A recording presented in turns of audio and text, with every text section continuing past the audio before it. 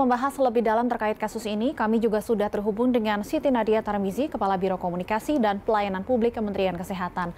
Selamat sore, Bu Siti.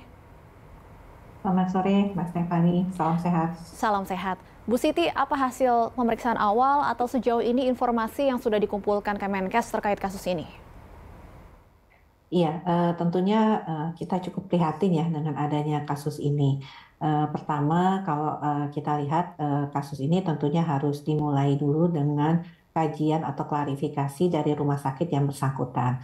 Artinya di sana kita tahu di rumah sakit itu ada perangkat yang kita sebut sebagai komite medik yang harus kemudian menilai apakah memang terjadi kelalaian ataupun malpraktek dalam hal kejadian kasus ini.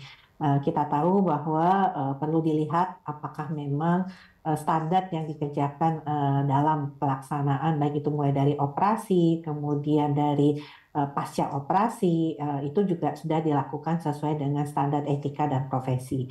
Nah, kita berharap bahwa ini segera didapatkan ya informasi ini oleh komite medik rumah sakit, kemudian tentunya membahas dengan tim manajemen yang kemudian nanti perlu dikonfirmasi ulang dengan tenaga kesehatan yang tentunya terlibat. Baik, Bu Siti, apakah Kemenkes juga akan melakukan penyelidikan terkait kasus ini? Ya, tentunya kalau kita lihat kasus kelalaian ini ada pada fasilitas pelayanan kesehatan ya.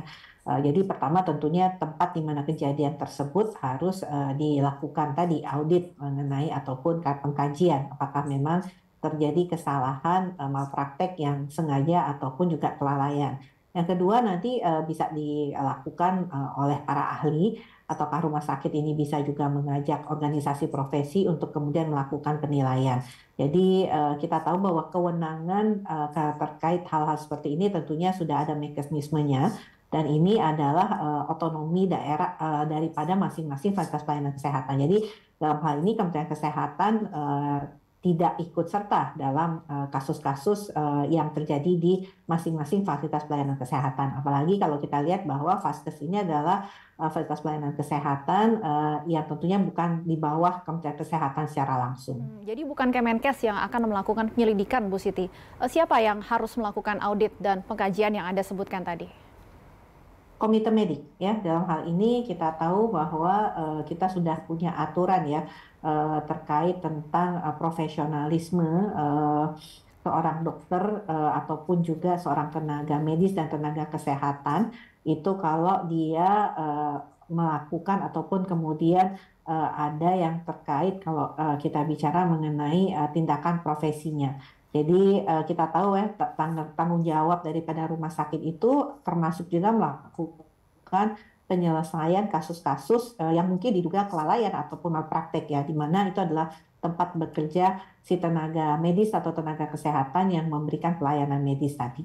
Jika kemudian memang ditemukan adanya unsur dugaan kelalaian, apa yang akan terjadi selanjutnya, Bu Siti? Ya, tentunya kalau kita berbicara mengenai adanya apakah ini ada dugaan kelalaian atau tidak, nanti kita lihat kalau ini sifatnya sudah masuk ke dalam ranah hukum ya tentunya harus diselesaikan dengan ranah hukum. Kita tahu bahwa di undang-undang juga sudah ada aturan ya untuk kemudian kejadian-kejadian yang sifatnya malpraktek itu dapat dilakukan sanksi mulai dari yang paling ringan sanksi administratif sampai dengan sanksi tuntutan pidana Informasi ataupun ganti rugi.